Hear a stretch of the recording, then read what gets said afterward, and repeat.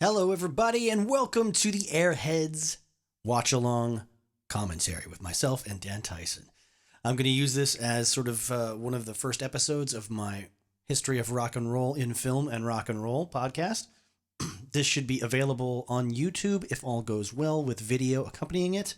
If all does not go well and you are listening to this on audio only via the podcast, that's probably because YouTube or some other video hosting site took down our video, even though I'm going to be doing as much as I possibly can to alter the images to make sure that hopefully won't happen. Anyways, I want to touch on something that Dan brings up right at the beginning of this movie.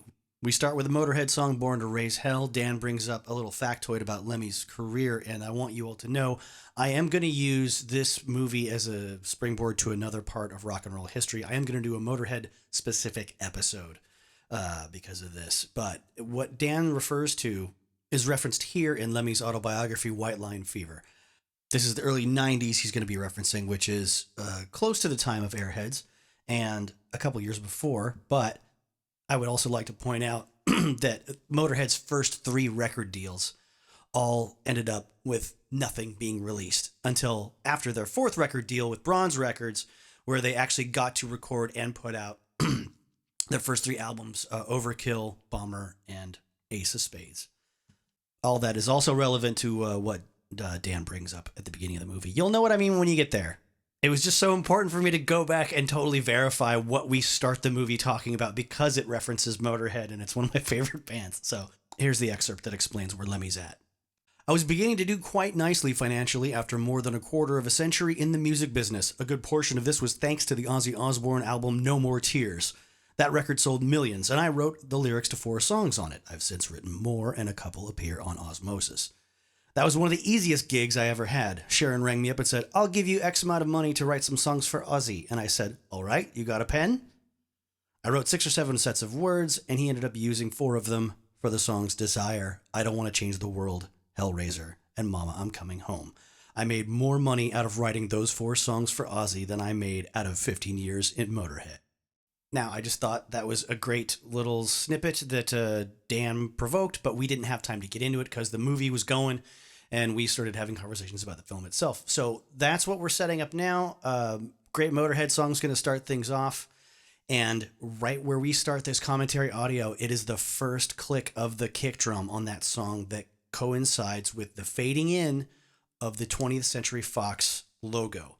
It is the last time that film version of that 20th Century Fox intro was ever used. From here on out, 20th Century Fox would be using a digitalized recreation of it.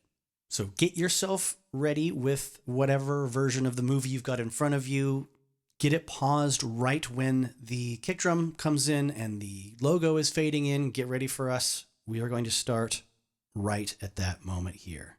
Also stay tuned at the end after the credits while Dan and I sort of talk through the strange and storied history of the song Degenerated that's featured in the movie. And then I will come back in by myself and finish up the story of the PRS Dragon guitar and Vince Neil. Now, I will say press play now when it's time to go. Get ready? Countdown. 3, 2, 1, press play now. All right.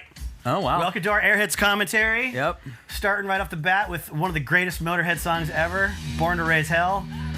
Which my friend Jay tells me was the first time Lemmy ever got paid for songwriting or something like... Around the time of the later 80s when he was writing for Lita Ford and then eventually Ozzy Osbourne was when he really got paid. And he had never been, like, somebody else owned the rights to Hawkwind and... The first Motorhead album didn't even get released, and they hid it until Motorhead got famous, and then they put it out, but they still didn't really get paid for it. What kind of synth is that? Oh, wow. Did you recognize that mixing board that came up? I missed it. I was looking at you. Well, no one can blame you. Oh yeah, this is the version with Ice-T and Whitfield Crane, the singer of Owika Joe. Whitfield Crane, who graduated from VIT. Oh. And then went on to be on MTV as a VJ. What? Yep. Holy smokes. Yeah, and I feel like the Lone Rangers do. I'd like to. Sorry. Go. Those were CDs for all of our millennial listeners. Compact disc, you say? Compact disc. I think the. Amy Locane currently doing 5 years in jail. Oh, Prison. Yep. For like some sort of a was it like her and Aunt Becky were a part of that little sting where they're paying their kids to get into college? If only it was that sweet of a story. Bless you, sir. Oh boy, that's not good. She was in School Ties before this with Brendan Fraser. And she was in. As a luthier, this whole like guitars being destroyed is like breaking my heart. Bang Violence. All I read was Bang Violence. No, she was also in Crybaby. Oh, was that with Johnny Depp? Yep. Okay. If you want to hear the non-Ice-T Whitfield Crate version of this, buy the version off of Motorhead's Bastards album. It just has Lemmy singing. Driving down Sunset on a motorcycle. Very 1988. Yeah. Not Yes. 1994. Right. And I also, the Ugly Kid Joe connection. These guys in the band look kind of like an Ugly Kid Joe-ish kind of band. Like they're not totally stuck in the 80s. They've got regular-ish hair. Oh, and then he breaks it, doesn't he? Yeah. Oh, God, that's right. I think there's an impact, but it's not. I don't think it's a shattering. Back up. Oh, he's like beating it on the ground. Oh, he is, yeah. I mean, it wouldn't actually be that guitar. He was pulling back on the swing there. He's definitely, and but not there. Is that a bolt-on? I think it's a bolt-on. Yeah, So that could be anything. I'm sure that's not a dragon, a polysmith dragon. And they would have given him that scene. That shot's great with Rex, the bass between his legs. And again, Sparks. For no reason. For no reason. And then like this, like I always remembered this shot. Like where do they go? Yeah. Like they're too far away from the crowd. Right. You know what? Actually, I also misremembered. I thought they did the Chris Farley joke where he jumps in the crowd and gets dropped, but that was in the movie after Tommy Boy, the one that wasn't Black Sheep. Thank you. At the Mudhoney concert, live and in prison. Also, like all this talk about how he wrote this song for her. Yeah. And the song is not about a girl in any way. I'm gonna get deep into that here in a minute. But yes, and this is and she's dancing in prison. Yes. He always sounded to me like an actor trying to sound like a rock singer. Yep. A little too affected. And they should have not focused on this right here. Nobody says "do his girl" except for Belle Biv DeVoe in 1990. And of course that was not the original lyric by Reagan Youth. But. And what does that even mean? Yeah. And obviously this is a different style than the music was in the beginning of the movie. Right. Yeah, this is White Zombie playing basically. And Rob Zombie coached up Brendan Fraser in the studio a little bit on how to sing. And Sean Yzult from White Zombie said Brendan Fraser was very nice and a little bit shy. Very cute. Who was? Brendan Fraser? Brendan Fraser. And he's like, yep, I can technically say that I sang with Rob Zombie once. Nice. In the studio. Assault with hot pepper sauce. Live in prison. In the grand tradition of Johnny Cash, of course.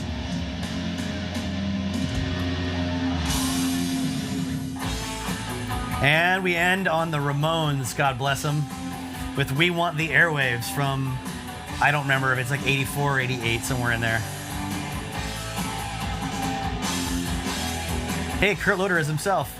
Harold Ramis. Yeah.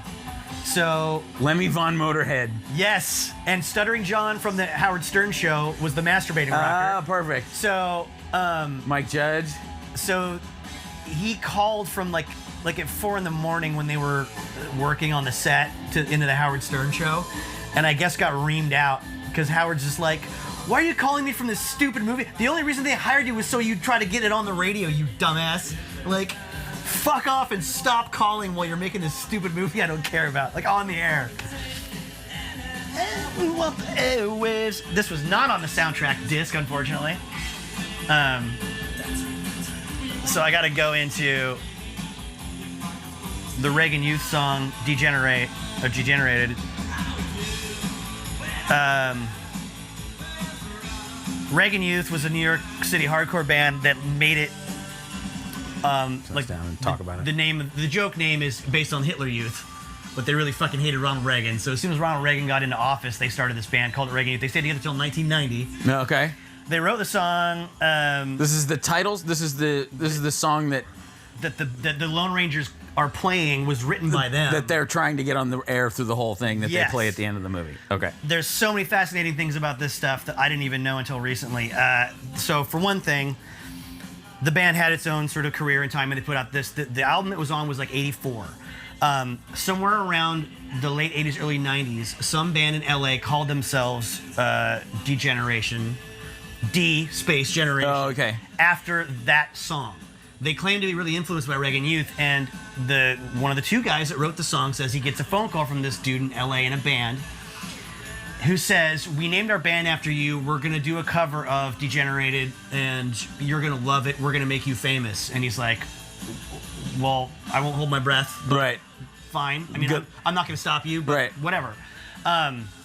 So when it comes time to make this movie, the writer said he reached out to a lot of really, really edgy, more alternative, provocative, rebellious kind of bands because he wanted that represented. Well, those kind of bands don't want anything to do with the Hollywood production, Right. Because they don't want to get known for something that sucks, and then they have no control over. And What happens? yeah, then the guys in Degeneration submit a 4-track demo to the filmmakers.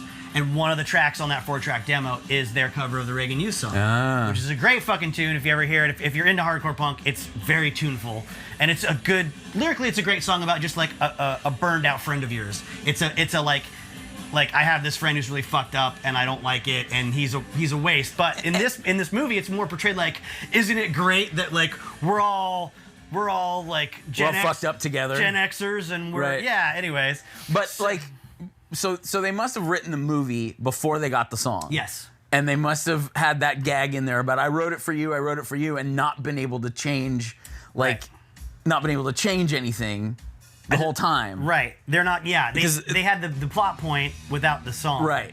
That must have been Oh, what we're it just was. starting the we're movie starting over. So then the guys making the writer of the movie is like, okay, cool. I love this song, Degenerated. That's going in. And then Degeneration gets on the soundtrack with one of their original songs Okay. as well. Also, they don't tell the producers of the movie that it's not their song. When I read the Consequences of Sound oral history of Airheads, which is a great article, it's like 3 pages long on the internet, and they interview all these different people that made the movie, including the actors and stuff. One of the guys making the movie, I forget who it was, I think it was the writer or the director, said, well, there was some confusion initially because it turns out one of the guys in the band sang that song in his previous band. So he was covering one of his own songs. Not the case. Not the case. They didn't. When you read the story from Reagan Youth's perspective, there's two songwriters on the song. One of them died. He committed suicide shortly after getting addicted to heroin. He was seeing a woman who was a prostitute. His prostitute girlfriend got picked up by a guy in a truck who it turns out was a serial killer, murdered her, and she was found days later in the back of this guy's truck. Ugh. And the guy from Reagan Youth, killed himself 3 months later.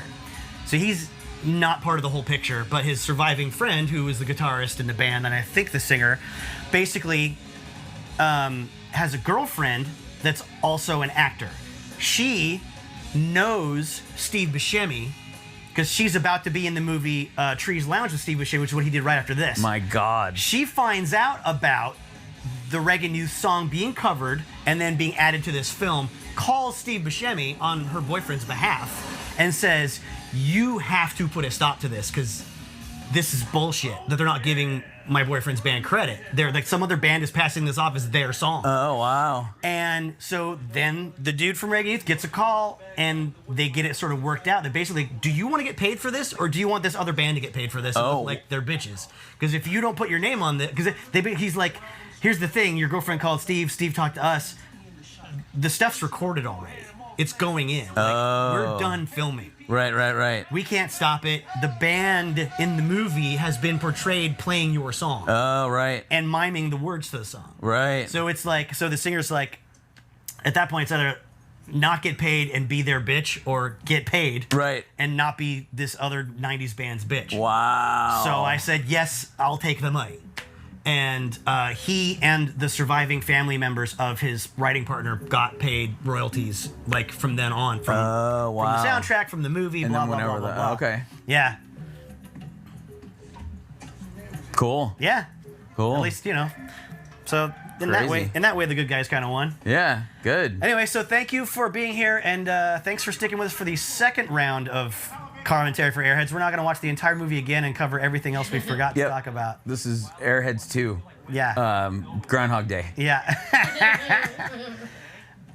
That guy's been in something too, the manager. Don't say anything. Are you kidding me? I mean, so many bit players. Anyway, the other thing was, like you were asking before when we started talking about this weeks ago, like, how did this get made with so many comedy all-stars in it? Yeah. I mean, and we kind of touched on part of it is half of them weren't known yet. Right. The other half were just playing small roles, but it just turned out that 20th Century Fox at the time had a changing of the guard in terms of who was making the decisions, and they were like really into comedy. Like, it was like the new bosses were like, we want more comedies. Let's greenlight some more comedies that are good. And we'll get everybody. Yeah, and so they like, had the connections. Like, there was even a comment about the crew. The crew told the director, like, we haven't had this much fun making a movie since Young Frankenstein. Wow. Which goes way back to the late 70s. So Wow. it's the same kind of guys making comedies. Yeah. For, you know. Yeah, I mean, so many people in this movie. I mean, I know that, like, Sandler wasn't, like, this is Sandler's first movie, but Michael McKean, and I mean, you know, so many He's people. rock royalty and comedy royalty. Yeah, simultaneously. totally. Who can say that? Yeah. Unless you're in Spinal Tap. And I mean, you don't, like, I didn't get the impact of him being the opposite of Spinal Tap, you know, in this movie when the movie came out. But, like, having him play the Do we push the thing? Oh, yeah, go ahead. Sure. Yeah, and I think it's interesting because, like, Spinal Tap, you can get behind it because the band are buffoons and you don't care. They're not that likable, but they don't need to be. Right. In this case, they're buffoons and they're not that likable. The movie's still great, but I don't ever get behind the portrayal of the band. Like, I don't ever get behind, like, except for Rex. It's just like, it's one thing to have the dumb guy in the band or the two dumb guys in the band. When they're all dumb guys. This is also that sort of like early 90s thing of like, every time I turned on a TV, I saw another long-haired dude in a leather jacket who was a dumbass. Yeah. You know, or getting beat up by little kids. Being made fun of for being dumb. Like, Yep. music was for dumb people. Yeah. And being a musician was dumb. Being rock and roll is dumb. And I mean, know. like, there was so much of this that resonated with me, like, kind of eventually, but that portrayal of him as that sort of rebel without a clue thing, like, I'm not signing the Palatine Records contract because we're not, you know, at the time I was like, fuck that. Yeah. Fuck that shit. I'm going to play live in my music video. And then, Right. like, you know, like, I'm totally on Chaz's side when I don't know, what was I, 19? Right. You know, I mean, I was perfect for that. Yep. Like, but then it's like, well, you know, I get you can't physically do it, and you know, like, okay. And then play in clubs for 25 years, and you know, okay, there's some shit in live shows that you don't necessarily want recorded and played back forever, and you know, and then what was the Motley Crue, the live Motley Crue record? Or the live Motley Crue the Collection Decadent Decadence DVD or whatever they did, yeah. which is like 88% re-recorded. Like, the parts are like almost none of it is live. Almost none of the actual parts were live. Something like that. Kiss was the first one I really heard about. I read about, like, they're like, oh yeah, Kiss Alive 1 too. Like, forget it. Those are mostly studio recordings. Yeah. Like, we couldn't jump around in those stupid boots and play that well. Right, we couldn't right. sing on key while we're doing those windmills and things. Right. Yeah, so I got to find this quote about Kurt Loder just because Kurt Loder was on the... But I haven't nailed it yet. It's in this book. But I do also want to go back to both of our perspective about this era, because I was super into White Zombie. I was super into metal. having missed the 80s, having not had MTV in the 80s, I had heard Motley Crue when Decade of Decadence came out, and I loved Primal Scream, but I had no awareness of, I mean, I knew they'd been around, I just didn't really, and what struck me about this was like this band and their attitudes, it seems to be like stuck in that Motley Crue, Dr. Feelgood era. Like their This band, like this band, the Lone Rangers, Yeah, to me. yeah. Or maybe the only modern reference, like I was saying, I could think of is Ugly Kid Joe is kind of like them. Yeah, well, Ugly Kid Joe was that, like, we're a butt rock band, but we've got this grunge attitude because, like, they were all, like, the guitar player was this, you know, crazy lead guitar player. Like, he could really play, and Whitfield Crane could really sing, and he could do all the crazy high notes and do all the, like, butt rock stuff. Yeah.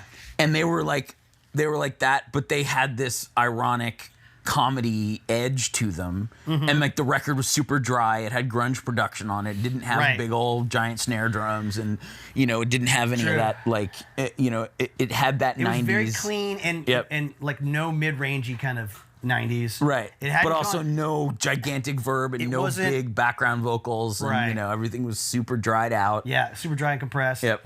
They were Aussie fans. They were more of that commercial California rocker kind of thing, but not glam rocker thing. Yeah. And then and like, but I mean, also the industry had changed enough by the time that record came out that they weren't pushing all this like super glossy production stuff on everything that just came through, you know. Yep. Yeah, and it was but the first hit was like a bit of a joke song. Right. And about being mad at your ex-girlfriend. And then they covered that Harry Chapin song, that's super like tear jerky. Yeah. And then they were just gone. Like they had a video, they had that video with the Juliette Lewis in it. Not Julie Lewis. Pat, who played Pat? Yeah. Julie something else. Anyway, yeah, they were playing up the comedy angle in that too. Yeah, Like, they were kind of a novelty thing, even though they could rock. Yeah, and there was a lot of that like novelty energy going on, like a novelty song that was, you know, from a band, like that was their only song, was the novelty song. Yes. Like you didn't get the single from anything else. like Green Jello, the three little pigs. Yeah. Like that was so great when I was 13 or whatever I was, and then it's like, oh, this doesn't hold up. Like this is really dumb and boring and not a great, like the same riff over and over again. Right. Yeah. So in this book, the Uncensored History of MTV. I Want My MTV, the uncensored story of the music video revolution. Adam Curry says, I lived for hosting The Week in Rock. It was the entertainment tonight of MTV. But everyone said, we need Kurt Loder because he has credibility. We need credibility on the channel. Kurt brings us credibility. What the fuck? He wrote a book with Tina Turner. Big deal. All of a sudden, this old dude with a bad haircut came in to host the show. It was insulting. Someone says Kurt's audition was a little sweaty, but he had confidence in himself. I asked him about the first concert he went to. He said, I've been to millions of concerts and can't remember the first one. That's not really who I am. And we're like, we love him.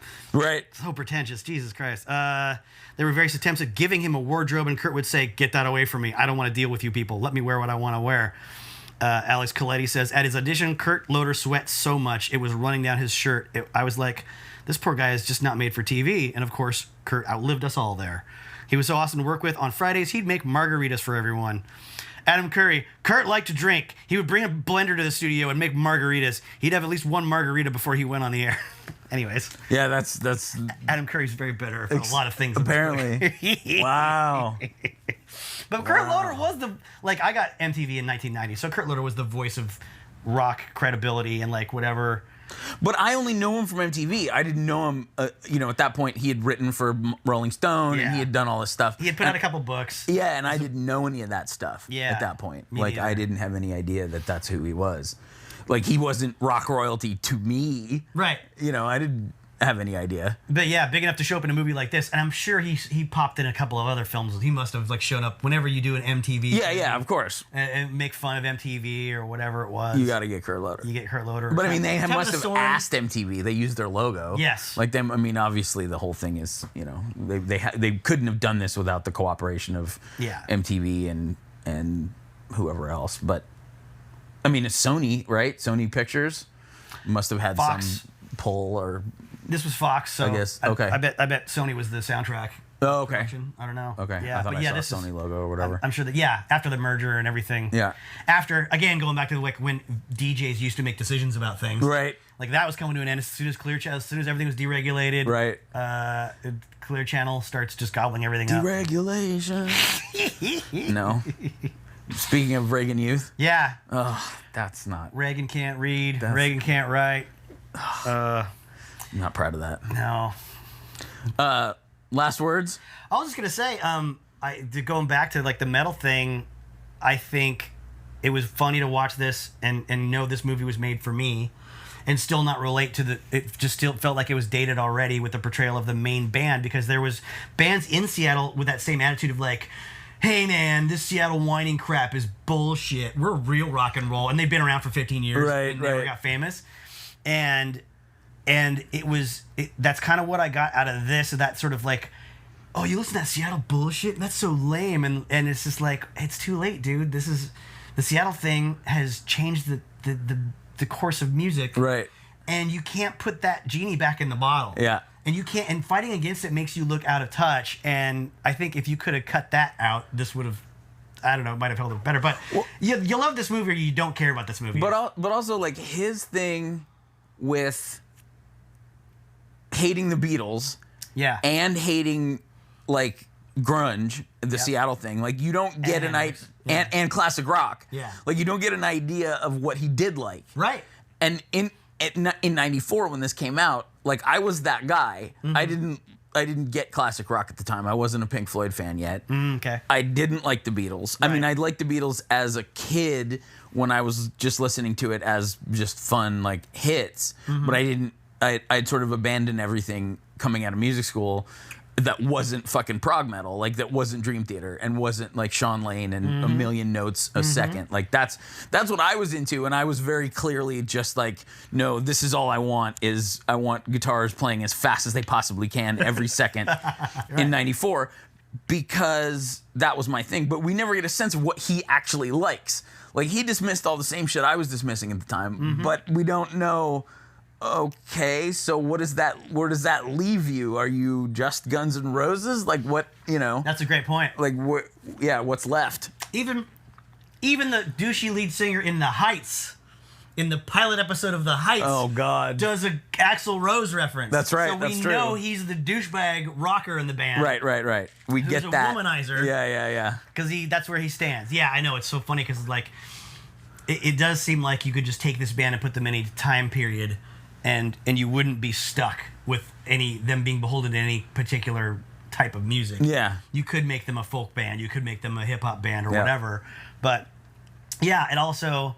that reminds me, like, when you see the way people are dressed in this versus the way they show teenagers dressed out in the streets when they're, like, running over the tape and stuff. Yeah, Those kids with the baggy clothes. And like, Jay Younger from White Zombie, who produced the Lone Rangers tune, made a point around this time about Green Day, and he said, love him or hate him, the bottom line is I was there in Hollywood when White Zombie moved there from New York. I moved from Chicago to New York to be in, and then I moved with them to LA. And when we got there, it was almost like overnight when grunge was breaking really hard finally. And all these guys that tucked their jeans into their cowboy boots and tried to look like Slash, all of a sudden were wearing Dickies shirts and baggy shorts and combat boots. And he said the bottom line is, even if you hate Green Day, if everything went back to the way it was tomorrow, Billy Joe Armstrong could not like wear stretch pants and cowboy boots. It's just not in him to do that. And I'll at least, he's like, I'll definitely want to give him that. But you want to say whatever you like. But and that sort of is sort of my mentality when it comes to the band's attitude about like, oh, the music now that you're signing sucks. Don't do it. It's like, yeah, but now by the time this movie comes out, it's way too late. Yeah. And you can't undo these things, and you can't just. But yeah, also I forgot to mention the other connection there. Shawn Yzult, the bassist for White Zombie, when they lived in New York in the '80s, actually knew one of the guys in Reagan Youth because her roommate was dating him. That's the other weird connection. Wow. So there we go. So yeah. Wow. Full circle. Airheads, full circle. Yep. But damn it. Yeah. I'm glad that held up so well. Steve Buscemi still rocks the hardest out of everybody except for Michael McKean, I think. Yeah, Michael McKean kicks ass on this. It's so good. And I mean, Brendan Fraser like kind of isn't the main character, like the band is the main character, the radio station is the main character. Yes.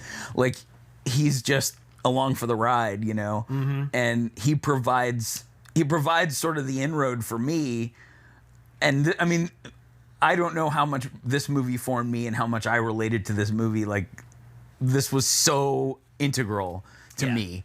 Like, seeing the GIT, BIT stickers in the van was like, oh my God, I just graduated. Like I just graduated from there. And then like his attitude and then the girlfriend. And then like, there's so much of me in this movie. Oh man.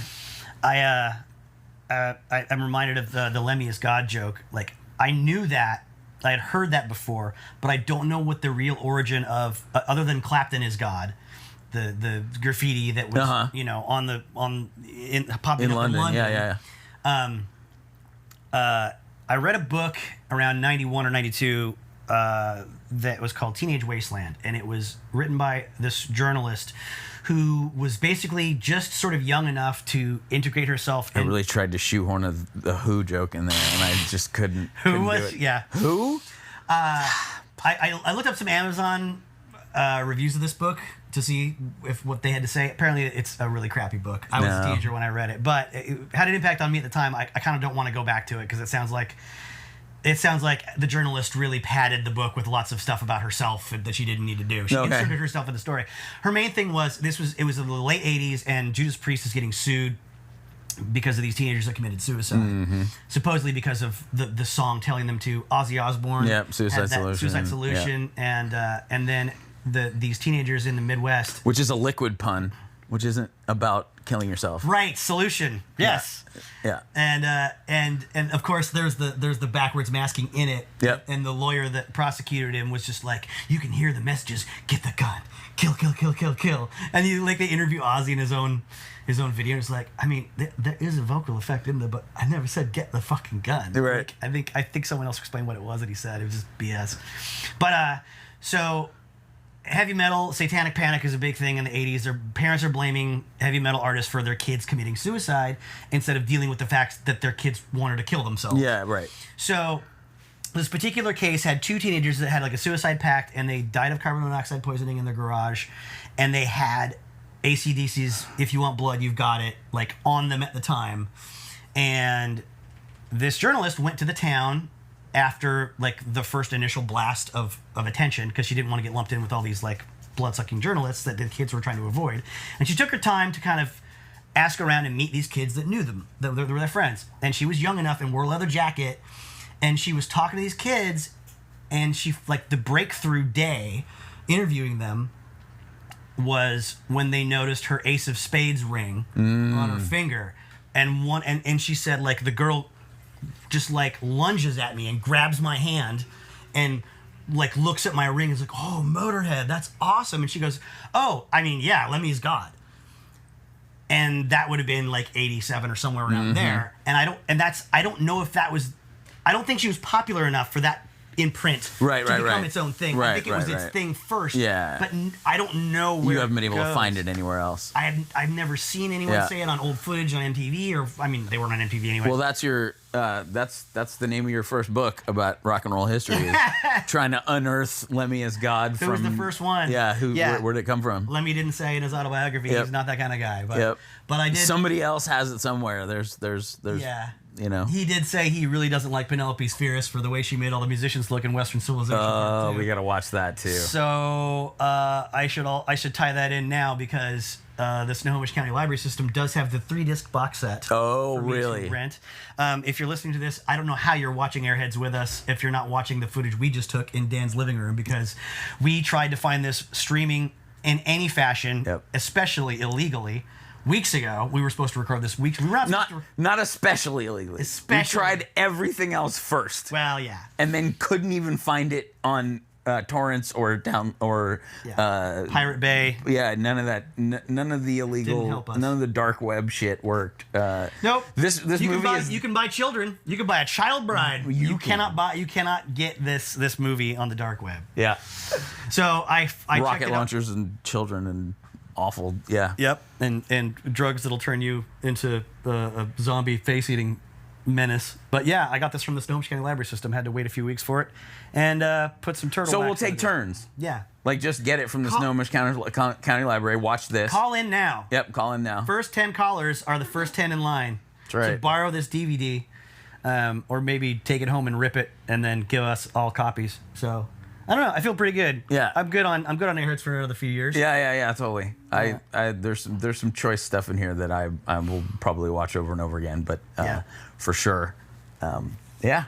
Great stuff. Rock and roll. I am rock and roll. And that is the beginning of the Motorhead video, that clip. Oh, is it? Him saying, I am, the hi-hat's counting in when he says, I am rock and roll. Ba, ba, ba. Song starts. That's fucking awesome. That whole speech is just fucking hilarious. And I remember like in '94, I hadn't done that many gigs yet. Like Right. I had played with the high school band, a band that I was in high school for a few gigs, but I didn't know how true that whole thing of like playing for the other bands and their girlfriins for 15 minutes. Oh man, the fucking Ballard Firehouse. 3 songs with like 20 other bands. So and that's many. Seattle. And that's Seattle. That's not Hollywood. Right. Like that's the standard operating Right. procedure in Hollywood is pay to play. Yep. It was in the 80s and the 90s and Yep. stuff. Yep. But not everywhere else. Yep. Just where you had to, just the place where everyone moved to from, what are they, Jerkwater, Iowa. They said Jerkwater, Iowa. Chester Ogilvy was from Yep. originally. Yep. Yeah. All right. Cool, man. Well, happy listening to Airheads with us, everybody. Thanks for joining us. Rock and roll. If there's anything else I think of, we'll record it and add it to the end of this or the beginning of this. Hey, there's 2 big pieces of information I wanted to share before this commentary wraps up, and they're just too long form to be able to just throw out there while Dan and I are going back and forth.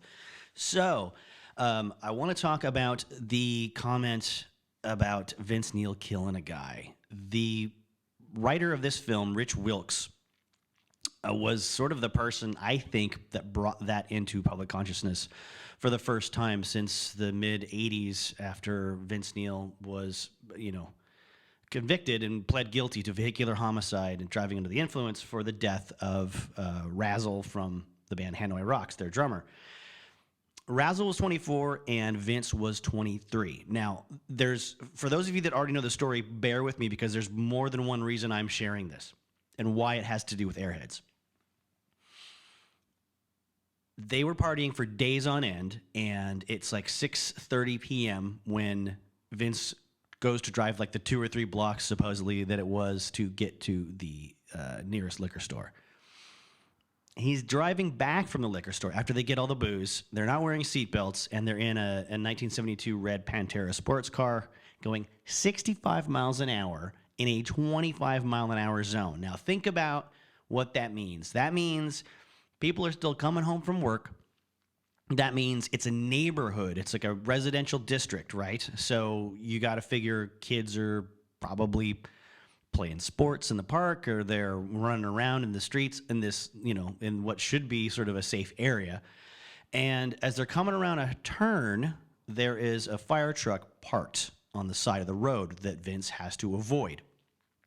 And while he is basically swerving to miss it, he supposedly hits a patch of wet asphalt, skids into the oncoming lane, and hits 2 other cars. Now, the passengers in the second car that were hit don't really get mentioned in like the LA Times write-up that I found, or in the Dirt, or other stories that recount this incident. The first people he hit were in a Volkswagen.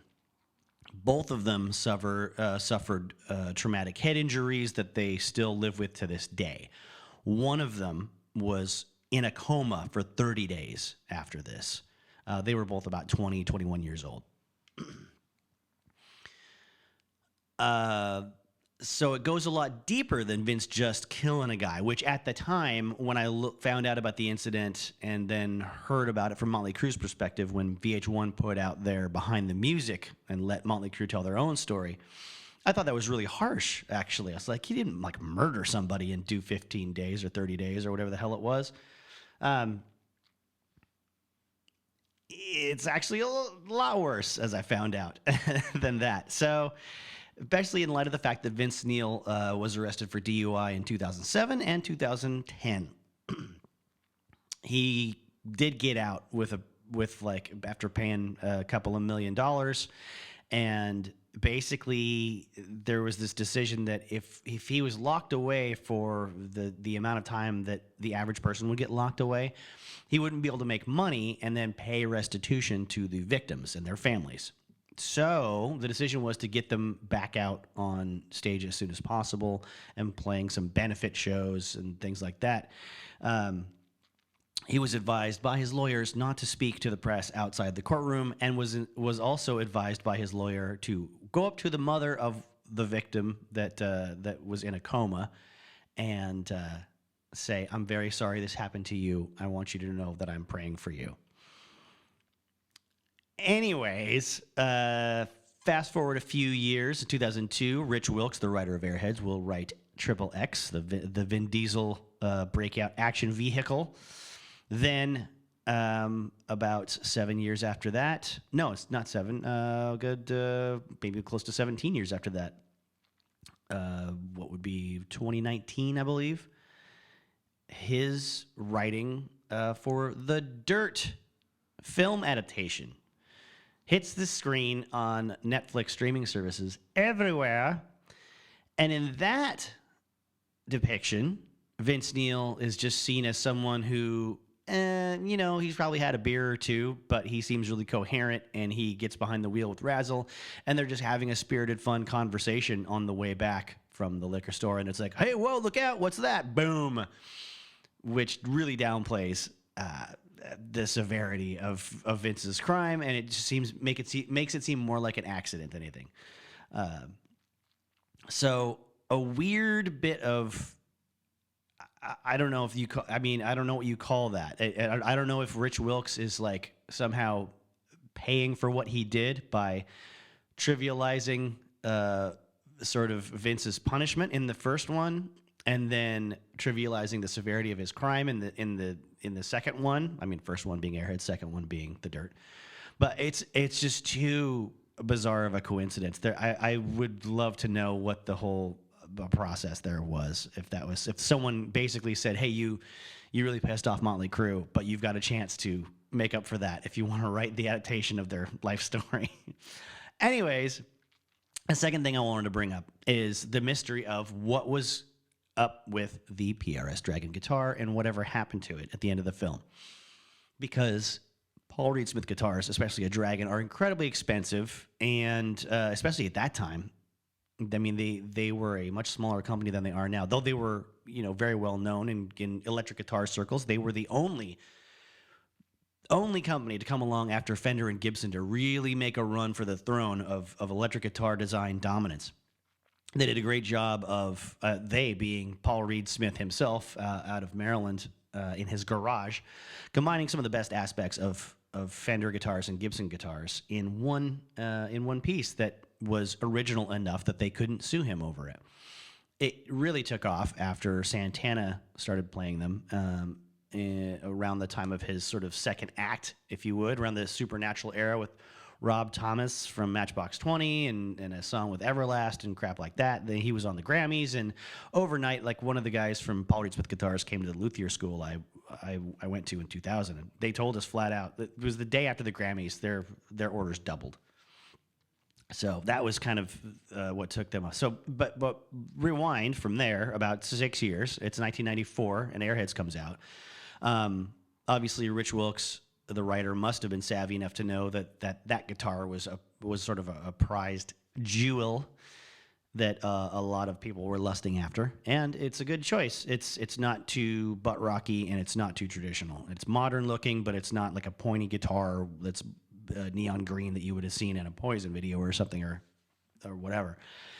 So they get the request to put the guitar in the movie, and granted, other guitar companies like Gibson, Fender, Epiphone, things like that, like they have people on payroll to go out and petition the folks that produce movies and TV shows to put their guitars just in the background of a scene of some, or to be held by a character or whatever, and then make sure that they appear in a certain amount of time on film.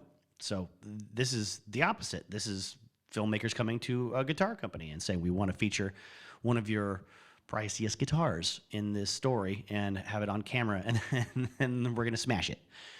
So Paul Reed Smith himself, in an interview, on one of his interviews, it's him interviewing the guitarist from Between the Buried and Me on a series of podcasts called Long Distance Calls, I believe it's a recent thing. They discuss this, and the guitarist from Between the Buried and Me asks him, what was the story about Airheads? What was it like to work on a big movie like that? And at Paul Reed Smith Guitars, they decided, well, we're not going to hand them a Dragon guitar, but we are going to build a bolt-on neck guitar instead of one that's glued together, so it'll be easier to save, the parts and maybe repurpose them. We're going to not put a Dragon inlay in the fretboard, which is what you would normally do. You would dig into the wood itself and drop pieces of shell and whatever, different decorative materials, turquoise and abalone shell and mother of pearl and things like that, to create this Dragon that you see in all the images of the Paul Reed Smith Dragon guitar. They are going to instead make a Xerox copy of that inlay design. They are going to take that paper copy and laminate it and then glue it onto a really cheap version of one of their guitars. So no big loss. And that's what they did. And they don't seem to... they didn't seem to mind that they were going to bust up the guitar too much. What they did mind was that they didn't get it back. And the reports from the set were that they put it in the dumpster, and then someone stole it out of the dumpster and sold it on eBay many years later. This is the reason why, when you're at a guitar company and there's something wrong with a guitar and it can't be sold, you have people like I was back in the day working in guitar factories, go to the bandsaw, and the first thing you do is chop up the headstock of that guitar so it cannot be repurposed and sold as a recognizable version of that design. The headstock of the guitar, for those that don't play, is the bit at the top of the end of the neck where you tune things up. And the design of that, the visual design of that, is usually a guitar company's sort of calling card. It's if you copy that too closely from someone else's design, you can get sued. So that's the Fender Stratocaster headstock is trademarked. The Gibson, Les Paul and SG headstock is trademarked, et cetera, et cetera, et cetera.